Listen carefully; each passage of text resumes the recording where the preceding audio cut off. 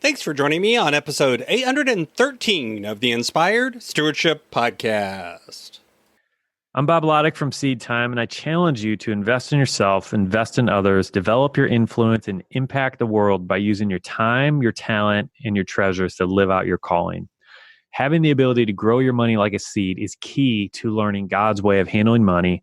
And one way to be inspired to do that is to listen to this, the Inspired Stewardship Podcast with my friend, Scott Mater.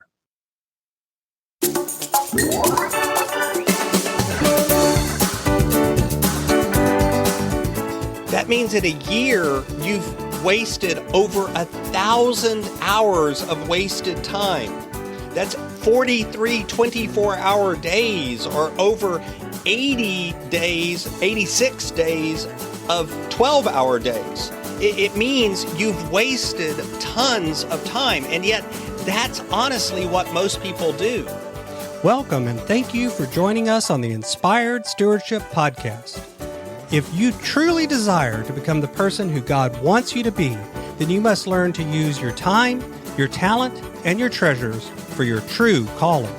In the Inspired Stewardship Podcast, you will learn to invest in yourself, invest in others, and develop your influence so that you can impact the world.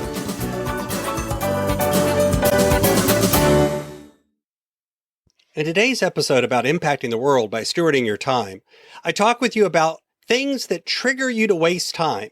And I also talk about how you can establish triggers that help you actually use time. And I share some ways that this can really add up over time. As we talk about stewarding your time, wouldn't it be great if you could support this podcast and do it without just taking too long? Turns out you can't. All you have to do is use inspiredstewardship.com/Amazon when you're ready to make a purchase via Amazon, and a small commission will come back to support the show just that quick. If you enjoy the show when you are ready to buy from Amazon, just use inspiredstewardship.com/Amazon. We all have certain things that trigger us to do certain things. If you think about what a habit is or a routine is, it's simply a cue or an event or something that then triggers a set reaction or pattern of behavior in response. And then, of course, you tend to get some sort of reward that continues to reinforce that behavior. And the truth is, when it comes to your time management, and when it comes to how you use your time, you have triggers that can cause you to waste time. Think about it for a minute. The truth is, how many times have you found yourself unconsciously checking Facebook on your phone or checking your email one more time, even right after you just checked it?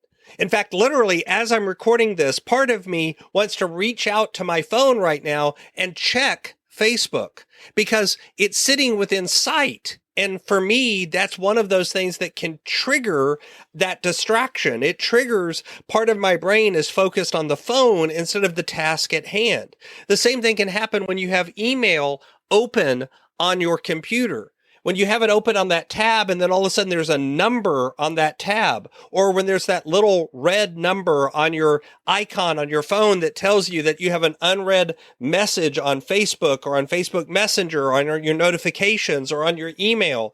Those things are triggers that cause you to become distracted. They cause your attention to go in that direction instead of focused on the task that you're actually trying to focus on. These can become triggers of wasted time. These can become that 10 minutes that turns into 45 minutes of staring at Facebook and just mindlessly scrolling up on that Facebook feed time after time. But by the same token, you can begin to create routines and habits and triggers that trigger you to not waste time. For example, I've created a dedicated workspace, a space that when I go to it, that's the space where I work. And so by definition, it begins to reinforce the idea and the behavior that this is where I go for work. This is what I do for work. And when I'm there, I'm working. That work then becomes the time and the space that I use for work, and only that. And guess what? Now being distracted and wasting time is a little harder. I take my phone whenever I want to do focused work and not be distracted by the phone, and I place it off of my desk, out of sight, out of arm's reach. And by doing that, it begins to tell my mind, hey, this is focused time. This is time that I need to pay attention. This is time that I need to be working, not playing. Even more, turning on the computer, and I have these lights that I set beside my computer that are really bright. I use them to light me during Zoom meetings. When I turn on those lights and turn on my computer in the morning, that's the beginning of my work startup routine. That routine then triggers a certain set of activities that I do each and every morning without fail. And by doing those, it sets my brain up and my pattern up to begin dropping straight into work, to do the next most obvious thing. You can create triggers to shut down your work so that you can leave it behind. These triggers are ways that you can use your body's own natural tendency and your mind's natural tendency to associate events with patterns of behavior and rewards. And you can use them to set up and trigger using time just as surely as you can use it to trigger wasted time. The first key to both of these things is to actually begin to pay attention to what cues your behavior. When do you check Facebook? What draws you to that? When do you get distracted in your work each and every day? When do those open tasks come up? When do you suddenly look away from the task at hand and turn to email or to Facebook or to other distractions that are wasting your focused time? What is it that triggers that behavior? What is it that triggers the walk down the hall to go get a cookie or a snack and waste your time that way? What is it that distracts you from focused work? When you begin to notice those things, notice the event of distraction, think it back. What triggered that in the first place? What was the cue that caused you to do that? Because the truth is, even a short amount of wasted time begins to add up. Imagine for a minute that you simply wasted 10 minutes every single day. In a 5-day work week, that's already an hour of wasted time almost. Across a 7-day work week, that's a 70-minute waste of time. At first glance, that doesn't sound like a lot. But then across a month, that's 4 hours of wasted time every single week. And across a year, that's going to be 48 hours of wasted time, 2 full days of wasted time. But the truth is, we usually don't waste 5 or 10 minutes in a day. In fact, there's some studies that show that in an 8-hour workday, we waste anywhere from 4 to 6 hours of it. So what happens if you're wasting 4 hours a day? Across a 5-day work week, that's 20 hours a week. And in 4 months out of the year, that's 80 hours a month.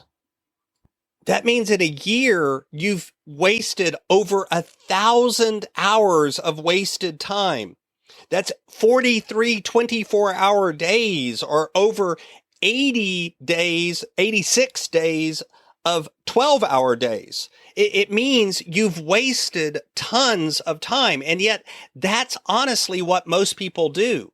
Now, don't get me wrong. I'm not suggesting that you use this so that you can work 24 hours a day, 7 days a week. That's not the point. But the point is, if you can reduce yourself from wasting 4 to 6 hours a day to only wasting 2 hours a day, you suddenly have increased the amount of effective work you get done. And by doing that, you become much more efficient, you become much more productive, you become much more effective, you become much more successful. And it all starts with figuring out what are the things that actually trigger your distraction? What are the things that draw you away? What are the things that get you into those loops of wasting time? And then you can begin to break those. Thanks for listening.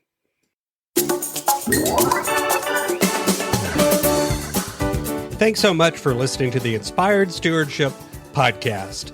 As a subscriber and listener, we challenge you to not just sit back and passively listen, but act on what you've heard and find a way to live your calling.